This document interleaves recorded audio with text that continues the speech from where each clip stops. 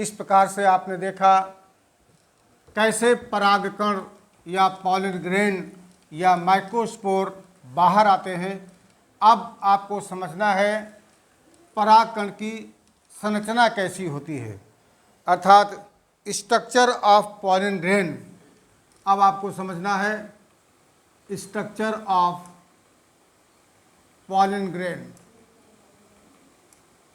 Structure of pollen grain. एक परागकण की संरचना कैसी होती है। आपने अभी देखा कि जब माइक्रोस्पोर मदर सेल में मियोसिस होता है तो माइक्रोस्पोर बनते हैं। मियोसिस के परिणाम स्वरूप 4 माइक्रोस्पोर बनते हैं। प्रारंभिक अवस्था में ये जुड़े हुए रहते हैं। जुड़े हुए रूप को टेट्राड कहा जाता है और टेट्राड बनने के 2 आपको बनाने कैसे बनता है 2 विधियां बताई, एक साइमल्टेनियस और दूसरा सक्सेसिव। उसके बाद फिर ये चारों माइक्रोस्पोर किस प्रकार से अरेंज हो सकते हैं, 5 प्रकार आपने विधिवत समझ लिए हैं और किस प्लांट में किस तरह से अरेंजमेंट होता है वो भी आपने समझ लिया। कुछ समय के बाद माइक्रोस्पोर टेट्राड से माइक्रोस्पोर अलग होते हैं और कभी कभी जुड़े रहते हैं, जैसे कि हमने कैलेट्रॉपिस में बताया कि पोलेनियम के रूप में वो कंपाउंड माइक्रोस्पोर बना रहता है और ऐसे ही उसका पॉलिनेशन हो जाता है। तो माइक्रोस्पोर की रचना कैसी होती है। प्रत्येक परागकण या लघुबीजांड या माइक्रोस्पोर एक अति सूक्ष्म रचना होती है। अति सूक्ष्म रचना का मतलब इसका व्यास 0.025 मिलीमीटर से 0.025 मिलीमीटर से लेकर के 0.115 मिलीमीटर व्यास तक का परागकण हो सकता है। परागकण एक कोश की संरचना होती है और जिसके चारों तरफ द्विस्तर होते हैं।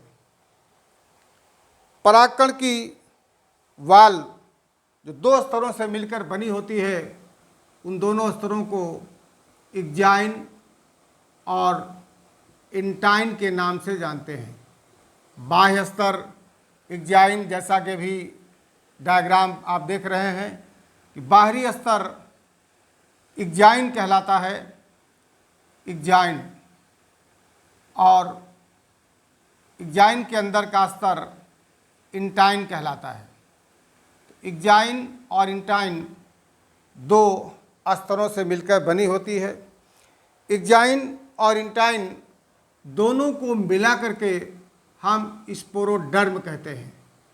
स्पोरोडर्म सामूहिक रूप से इन्हें दोनों वाल्स को मिला करके स्पोरोडर्म कहा जाता है। परागकण की बाहरी दीवार अत्यंत महत्वपूर्ण होती है। वैसे जो है इसका सरफस, ऊपरी सतह या तो स्पाइनस हो सकती है या वाल्टी हो सकती है या रेटिकुलेट हो सकती है या स्मूथ हो सकती है। और सबसे खास बात होती है कि इस एक कोश की संरचना की जो बाहरी वाल इग्जाइन है वो एक विशेष प्रकार के पदार्थ से मिलकर बनी होती है और उसका नाम होता है स्पोरोपोलेनिन। बहुत इम्पॉर्टेंट है, इसके बारे में बहुत पूछा जाता है कि स्पोरोपोलेनिन क्या है। तो परागकण की सबसे बाहरी वाल जिसे इग्जाइन कहते हैं, जो कि स्पोरोपोलेनिन से मिलकर बनी होती है, एक प्रकार से यह फैटी सब्सटेंस होता है, वसी पदार्थ होता है। और सबसे खास बात होती है कि यह मोस्ट रेजिस्टेंट होता है। मोस्ट रेजिस्टेंट का मतलब बहुत अधिक प्रतिरोधी होता है। इस दीवार पर ना तो अम्लीयता या क्षारीयता का कोई प्रभाव पड़ने पाता है, ना ही किसी स्ट्रांग एसिड, प्रबल अम्ल का प्रभाव पड़ने पाता है, जैसे नाइट्रिक एसिड, सल्फ्यूरिक एसिड जैसे स्ट्रांग एसिड भी इस पर कोई प्रभाव नहीं डाल पाते और ना ही इस दीवार पर स्ट्रांग बेस का कोई प्रभाव नहीं पड़ने पाता। इस तरह से हमें कह सकते हैं कि स्पोरोपोलिनिन जो कि मोस्ट रेजिस्टेंस पदार्थ होता है, यह जीव जगत में पाया जाने वाला सबसे अधिक प्रतिरोधक पदार्थ होता है। इसी के कारण परागकण बहुत लंबे समय तक संरक्षित और सुरक्षित बने रहते हैं, अर्थात परागकण फॉसिल फॉर्म में भी इसी वजह से बहुत लंबे समय तक सुरक्षित रहते हैं। तो स्पोरोपोलिनिन एक अत्यंत महत्वपूर्ण पदार्थ है जो एक जाइन लेयर में होता है और यह स्पोरोपोलिनिन आपने पढ़ा था कि टेपिटम पाया जाता है परागकोश के अंदर की परत, जो कि विकसित होते हुए परागकणों के पोषण का काम करती है। स्टेपटम में दो तरह की सेल्स होती है, एक सेक्रेटरी सेल कहलाती है या ग्लैंडुलर सेल, या इन्हें हम ग्लैंडुलर सेल के नाम से जानते हैं, और दूसरी होती है अमीबॉइड। अमीबॉइड सेल्स या सेक्रेटरी सेल्स। स्पोरोपोलिनिन टेपिटम की इसी सेक्रेटरी लेयर से सिक्रीट होता है और वो एक जाइन लेयर में पहुंच जाता है और इस प्रकार से इसकी जाइन को मोस्ट रेजिस्टेंट बना देता है। तो स्पोरोपोलिनिन एक ऐसा कार्बनिक पदार्थ है जो प्रकृति में फाइट होता है और मोस्ट रेजिस्टेंट होता है, जो कि परागकण की सुरक्षा करता है, उसे संरक्षित रखता है। काफ़ी समय तक फॉसिल फॉर्म में भी परागकण इसी वजह से सुरक्षित बना रहता है। अब बात करते हैं अंदर की परत, जिसे हम इंटाइन के नाम से जानते हैं। इंटाइन की परत स्पोरोपोलिनिन से मिलकर नहीं बनी होती है। इंटाइन की परत पेक्टिन और सेलुलोज की बनी होती है। ये वाली परत जो इंटाइन कहलाती है, पेक्टिन और सेलुलोज से मिलकर बनी होती है। इंटाइन की परत कुछ स्थानों पर पतली होती है और उन पतले स्थानों को हम जर्म पोर कहते हैं, जर्म पोर कहा जाता है। यहीं से इंटाइन से ही पराग नलिका का विकास होता है। जब परागकण बाहर आता है, उसके आने के पहले उसका केंद्रक दो भागों में बढ़ जाता है। एक भाग कहलाता है, केंद्रक के साथ साथ इसका साइटोप्लाज्म भी डिवाइड होता है। एक केंद्रक जो साइटोप्लाज्म सहित अलग हो जाता है, उसे हम वेजिटेटिव केंद्रक कहते हैं, वेजिटेटिव न्यूक्लियस, या सेल को हम वेजिटेटिव सेल कहते हैं। और दूसरी सेल, इसे हम जनरेटिव सेल कहते हैं, जनरेटिव सेल या जनरेटिव न्यूक्लियस कहा जाता है। अब इस तरह से इसी अवस्था में, अर्थात द्विकेंद्र की अवस्था में ही परागकोश से परागकण बाहर आता है। इंटाइन लेयर में जब जर्मपोर एक ही पाया जाए, सिंगल जर्मपोर पाया जाए, तो उसको बोलते हैं मोनोकाल्पेट। ध्यान रखिएगा, मोनोकाल्पेट जब एक जर्मपोर पाया जाए, there is a single germ pore in intine layer, तब उसे मोनोकाल्पेट कहा जाता है, एक जनन छिद्र। और मोनोकाल्पेट, ये एग्जाम्पल इसका है मोनोकाट में। जितने भी एक बीजपत्री पौधे होते हैं मोनोकाट्स, उनमें मोनोकाल्पेट मीन्स एक ही जर्मपोर पाया जाता है। और दूसरा होता है ट्राइकाल्पेट। ट्राइकाल्पेट जब एक से अधिक यानी कि 3 जर्मपोर पाए जाएं, तो उसे बोला जाता है ट्राइकाल्पेट। और ट्राइकाल्पेट एक से अधिक जनन छिद्र मीन्स 3, और ये मिलता है डाइकाट्स में। इसका एग्जाम्पल है डाइकाट्स। और कभी कभी बहुत सारे जर्मपोर बन जाते हैं, इनकी संख्या 15 से 30 तक हो सकती है, तो उसे बोलते हैं 15 से 30। ये होता है रेननकुलस में। रेननकुलेसी फैमिली का प्लांट है, जिसमें जनपोर की संख्या बहुत ज़्यादा होती है, 15 से लेकर के 30 तक। तो रेननकुलस में 15 से 30 तक के जनपोर पाए जाते हैं। तो जनपोर की संख्या के आधार पर मोनोकाल्पेट और ट्राइकाल्पेट, मोनोकाट में एक जनपोर होता है, ट्राइकाल्पेट एक से अधिक 3 जनपोर होते हैं डाइकाट्स में, और कभी कभी जनपोर की संख्या 15 से 30 हो सकती है। उसका उदाहरण आपको हमने बताया कि रेननकुलस होता है। स्पोरोपोलिन के बारे में बता रहे थे कि मोस्ट रेजिस्टेंस यानी जीव जगत में पाया जाने वाला सबसे अधिक प्रतिरोधक पदार्थ होता है। और स्पोरोपोलिन की खास बात होती है कि इसमें किसी भी प्रकार के एंजाइम का भी कोई असर नहीं होता, अर्थात कोई एंजाइम भी इसका अपघटन करने नहीं पाता। तो मोस्ट रेजिस्टेंस तो है ही, कोई एंजाइम भी इस पर कोई प्रभाव नहीं डाल पाता है। तो इस तरह से आपने अभी परागकण की संरचना के बारे में देखा कि परागकण की संरचना 2 स्तर की होती है।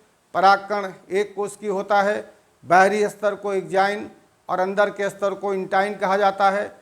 एक्जाइन और इंटाइन दोनों को मिलाकर स्पोरोडर्म कहा जाता है। एक्जाइन मोस्ट रेजिस्टेंट सब्सटेंस जो फैटी प्रकृति का होता है, स्पोरोपोलिन से मिलकर बना होता है, जबकि इंटाइन की परत जिसमें कुछ स्थानों पर यह परत पतली होती है, उन स्थानों को जर्मपोर कहा जाता है, और वो पैक्टिन और सेलुलोज की बनी होती है। इस तरह से आपने पढ़ा किस प्रकार से एक परागकण की संरचना होती है। अब आगे का टॉपिक आता है डेवलपमेंट ऑफ मेल गैमेटोफाइट। इसको आपको समझना है, डेवलपमेंट ऑफ मेल गैमेटोफाइट अर्थात नर युग्मोद्भिद का विकास। डेवलपमेंट ऑफ मेल गैमेटोफाइट, नर युग्मोद्भिद का विकास। नर युग्मोद्भिद का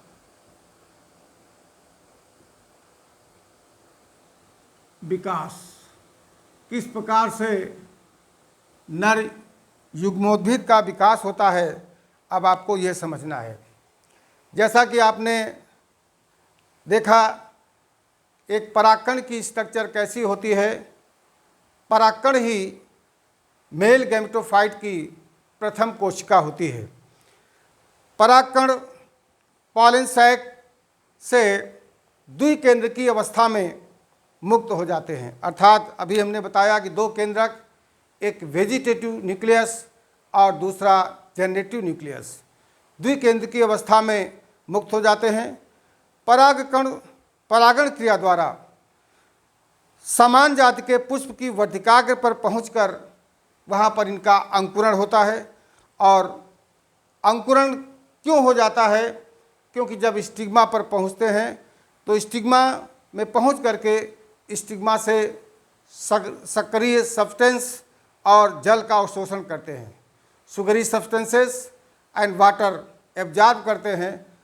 एब्जॉर्प्शन के परिणाम स्वरूप वो आकार में फूल जाते हैं, और फूलने के बाद उनमें पराग नलिका का निर्माण होता है। जैसे कि आप देख सकते हैं, मान लिया उसी जाति का कोई दूसरा पुष्प है, और बताया था गाइनोसियम के 3 पार्ट होते हैं, जो कि पुष्प का फीमेल पार्ट होता है, स्टिग्मा, स्टाइल और ओवरी।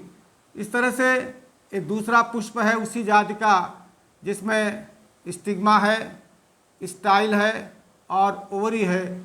ऊपर का घुंडीनुमा भाग स्टिग्मा या वर्तिकाग्र कहलाता है, और ये वाला भाग स्टाइल कहलाता है, और नीचे का फूला हुआ भाग ये ओवरी कहलाता है। तो स्टिग्मा, स्टाइल और ओवरी फीमेल पार्ट के 3 भाग होते हैं। जब कोई परागकण परागण क्रिया के परिणाम स्वरूप उसी जाति की पुष्प की वर्तिकाग्र पर पहुंचता है, तो इस परागकण का अंकुरण होता है, और अंकुरण के परिणाम स्वरूप एक पराग नलिका बनती है। पराग नलिका बनती है, और बताया हमने कि जब परागकण निकलता है तो द्विकेंद्रकीय अवस्था में होता है। एक कहलाता है, आप देख सकते हैं यहाँ पर ये वेजिटेटिव न्यूक्लियस है और दूसरा वाला जनरेटिव न्यूक्लियस है। जनन केंद्रक और वर्धी केंद्रक या कायिक केंद्रक। इसके अलावा इसमें वैक्यूल्स पाए जाते हैं और कुछ सब्सटेंसेस भी पाए जाते हैं। जहाँ पर इंटाइन में जर्मपोर होता है, जर्मपोर जैसे सपोज करिए एक जर्मपोर यहाँ है, एक जर्मपोर यहाँ है, एक जर्मपोर यहाँ है। इसी जर्मपोर से जब ये स्टिग्मा पर पहुँचता है तो स्टिग्मा में उपस्थित सक्रिय या शुगर वाले सब्सटेंस और वाटर सक्रिय पदार्थ और जल का अवशोषण करके ये परागकण फूल जाता है। जैसा कि आपने देखा कि इसमें दो प्रकार के केंद्रक हैं, एक वेजिटेटिव केंद्रक है, न्यूक्लियस है, और दूसरा जनरेटिव न्यूक्लियस है। यहाँ पर ये आ गया आपका जनरेटिव न्यूक्लियस और ये आ गया वेजिटेटिव न्यूक्लियस और इसका ऊपरी भाग वहीं रह जाता है। ये पराग नलिका इस स्टाइल से होते हुए अंडाशय में जाती है और अंडाशय में बीजांड होता है। बीजांड आगे आपको पढ़ाएंगे, इसके बारे में पूरा डिटेल्स का अगला पार्ट यही होगा। बीजांड में एग सेल होता है, एग सेल और सेकेंडरी न्यूक्लियस द्वितीय केंद्रक होता है। यहाँ पर जाने के पहले ये जो जनरेटिव न्यूक्लियस है, जनरेटिव न्यूक्लियस या जनन केंद्रक, ये माइटोसिस द्वारा दो केंद्रकों में विभक्त हो जाता है। अब ये दो केंद्रक जो होते हैं, अब इन्हें हम मेल गैमीट कहते हैं, नर युग्मक कहते हैं। और नर युग्मक में से एक नर युग्मक यानी मेल गैमीट एग सेल से बीजांड के अंदर प्रवेश करके जायगोट का निर्माण करता है, युग्मनज का निर्माण करता है। और जो दूसरा केंद्रक होता है वह केंद्रक पोलर न्यूक्लियाई से सेकेंडरी न्यूक्लियाई से फ्यूज करके PEN यानी प्राइमरी इंडोस्पर्म न्यूक्लियस बनाता है, जो आगे चलकर भ्रूण कोश का निर्माण करता है। इस तरह से एक परागकण उसी जाति की पुष्प की वर्धिकाग्र पर पहुंचकर किस प्रकार से अंकुरित होकर मेल गैमीट दो नर युवकों का निर्माण करता है, यही कहलाता है डेवलपमेंट ऑफ मेल गैमिटोफाइट। तो ऐसा है, आप समझ गए होंगे इस प्रकार से दोनों नर युग्मक बन गए। वेजिटेटिव न्यूक्लियस है और ये जो पॉलन ट्यूब के अंदर जो जनरेटिव न्यूक्लियस था वह समसूत्री विभाजन द्वारा विभाजित होकर के दो नर युग्मकों का निर्माण कर देता है और यह प्रक्रिया पुष्प के वर्तिकाग्र पर होती है।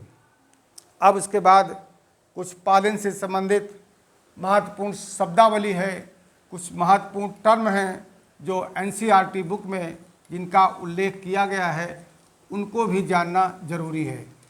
यह आपने समझ लिया होगा। सबसे पहले चूँकि हम परागकणों के बारे में पढ़ रहे हैं, परागकण के बारे में आपने डिटेल में पढ़ा, तो सबसे पहला प्रश्न आता है कि बॉटनी की किस ब्रांच के अंतर्गत हम परागकणों का अध्ययन करते हैं। तो that branch of botany in which we study about the pollen grain known as palynology. तो सबसे पहले पहला टर्म है कि पॉलिनोलॉजी क्या है।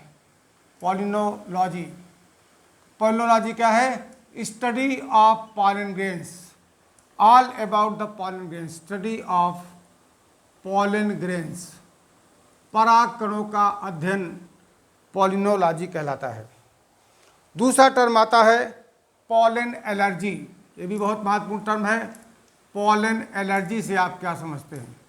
एलर्जी शब्द आपको जानकारी में है। बच्चों, कुछ ऐसे पौधे होते हैं जिनमें बनने वाले पुष्प में परागकण बनते हैं, तो वह परागकण हमें नुकसान पहुंचाते हैं, हमारे अंदर विशेष प्रकार की एलर्जी पैदा करते हैं। खास करके ऐसे पुष्प जिनमें वायु परागण होता है, तो परागकणों से होने वाली एलर्जी पॉलन एलर्जी कहलाती है। और इसकी वजह से क्रॉनिक रिस्पायरेटरी डिसऑर्डर्स हो जाते हैं। क्रॉनिक रिस्पायरेटरी डिसऑर्डर्स, और रिस्पायरेटरी डिसऑर्डर्स में खास करके अस्थमा, जिसको हम दमा बोलते हैं, अस्थमा हो सकता है, या फिर ब्रोंकाइटिस हो सकता है। रिस्पायरेटरी डिसऑर्डर्स में अस्थमा या ब्रोंकाइटिस, ये एलर्जी होती है, ब्रोंकाइटिस। और ख़ास करके जो पॉलन एलर्जी करने वाले प्लांट हैं, उनमें पहला नाम है पार्थेनियम। पार्थेनियम को हम कैरेट ग्रास के नाम से जानते हैं। दूसरा, इसके पॉलन ग्रेन्स बहुत नुकसानदेह होते हैं, पार्थेनियम के या कैरेट ग्रास के। और दूसरा है एमरैंथस, और एक तीसरा प्लांट भी है एमरैंथस के अलावा, जिसके परागकण भी हमें नुकसान पहुंचाते हैं, वो है चिनोपोडियम।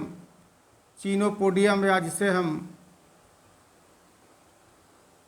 बथुआ कहते हैं। एमरैंथस, पार्थेनियम और चिनोपोडियम, इनके पॉलन ग्रेन्स वायु में पहुंच करके रिस्पायरेटरी सिस्टम से हमारे रिस्पायरेशन में पहुंचते हैं, रिस्पायरेशन के थ्रू पहुंचते हैं हमारे अंदर, जिसे क्रॉनिक रिस्पायरेटरी डिसऑर्डर्स, जिसको हम अस्थमा या ब्रोंकाइटिस कहते हैं, उत्पन्न कर देते हैं। अगला टर्म आता है पॉलन वायबिलिटी। अगला महत्वपूर्ण टर्म है पॉलन वायबिलिटी। क्या होती है? पॉलन वायबिलिटी को आपको समझना है। पॉलन वायबिलिटी, पॉलन वायबिलिटी से क्या तात्पर्य है?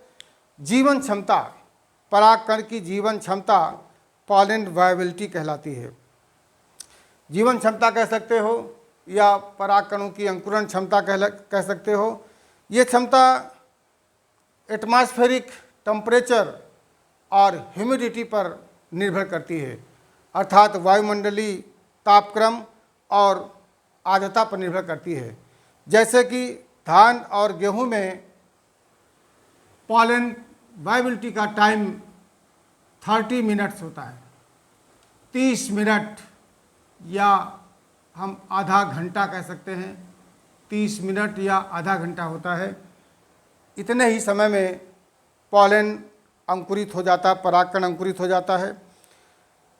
जैसा कि बताया कि ये क्षमता तापमान और आर्द्रता पर निर्भर करती है, लेकिन लेग्यूमिनेसी कुल, रोजेसी कुल और सोलेनेसी, यानी लेग्यूमिनेसी जिसमें कि दालें आती हैं, चना, अरहर, मटर। दूसरा रोजेसी, और तीसरा सोलेनेसी। इन फैमिलीज में सोलेनेसी में मकोए आता है, सोलेनम नाइग्रम। रोजेसी में गुलाब जैसे पौधे आते हैं। इनमें यह क्षमता यानी पॉलन वायबिलिटी कई महीनों तक रह सकती है। इनमें पॉलन वायबिलिटी कई महीनों तक हो सकती है, कई महीनों तक। इस तरह से अलग अलग पौधों के पुष्पों से उत्पन्न परागकणों की वायबिलिटी अलग अलग होती है। जैसे गेहूं और धान में आपको हमने बताया 30 मिनट, गेहूं, व्हीट और राइस धान में आधे घंटे होती है। तो पॉलन वायबिलिटी समझ गए। अगला एक टर्म आता है पॉलन प्रोडक्ट। पॉलन प्रोडक्ट क्या होता है? नाम से स्पष्ट है, परागकणों से बना हुआ उत्पाद। पॉलन प्रोडक्ट, परागकणों से बना हुआ उत्पाद। जैसा कि आप जानते हैं कि परागकण पोषण से भरपूर होते हैं। परागकणों में भरपूर मात्रा में पोषण उपलब्ध होता है। पश्चिमी देशों में पराग उत्पाद बनाए जाते हैं, जो कि गोलियों के रूप में यानी टैबलेट्स के रूप में या फिर सिरप के रूप में प्राप्त होता है और ये बाज़ार में उपलब्ध भी है। कौन इसका इस्तेमाल करता है? इसकी खपत, ऐसा कहा जाता है कि खिलाड़ी, खास करके एथलीट्स जो कि दौड़ने वाले होते हैं, उनमें यानी धावकों में, या ऐसे घोड़े जो रेस में भाग लेते हैं, उन धावक घोड़ों में ये दक्षता की वृद्धि कराने के लिए टैबलेट के रूप में या सिरप के रूप में उन्हें दिया जाता है। तो परागकणों से प्राप्त उत्पाद जो टैबलेट के रूप में या फिर सिरप के रूप में होता है, पॉलन प्रोडक्ट कहलाता है। और एक टर्म और आप जान लीजिए, पॉलन बैंक। पॉलन बैंक से क्या तात्पर्य है? पॉलन बैंक, बहुत सी प्रजाति के परागकण बड़े उपयोगी होते हैं, इनको संरक्षित करना आवश्यक होता है। तो इन्हें संरक्षित करने के लिए लिक्विड नाइट्रोजन में -196 डिग्री सेंटीग्रेड पर, लिक्विड नाइट्रोजन में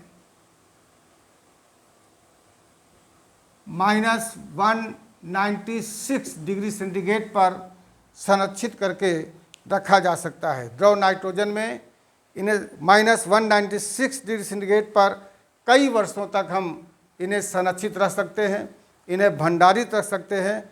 और इस प्रकार के भंडारण को क्रायो प्रिजर्वेशन कहा जाता है। Cryo preservation. इस तरह से परागकणों से संबंधित कुछ टर्म्स थे जिन्हें जानना जरूरी था। पॉलिनोलॉजी क्या है? पॉलन एलर्जी से आप क्या समझते हैं? पॉलन वायबिलिटी क्या है? पॉलन प्रोडक्ट क्या है? और फिर पॉलन बैंक क्या है? आज आपने किस प्रकार से नर युग्मोद्भिद का विकास होता है, किस प्रकार से परागकोश से परागकण बाहर आते हैं, अर्थात परागकोश का स्फुटन कैसे होता है, फिर परागकण की संरचना किस प्रकार की होती है, इसको आपने भली भांति समझ लिया है। आशा है आज हमारे द्वारा बताई गई बातों को आपने ध्यान से सुना होगा, समझ लिया होगा, और अब आप इसे अपनी नोट कॉपी में अवश्य लिख लीजिएगा। आज के लिए इतना पर्याप्त है। शेष अगला भाग अगले वीडियो के माध्यम से शीघ्र ही प्रेषित किया जाएगा। बहुत बहुत धन्यवाद।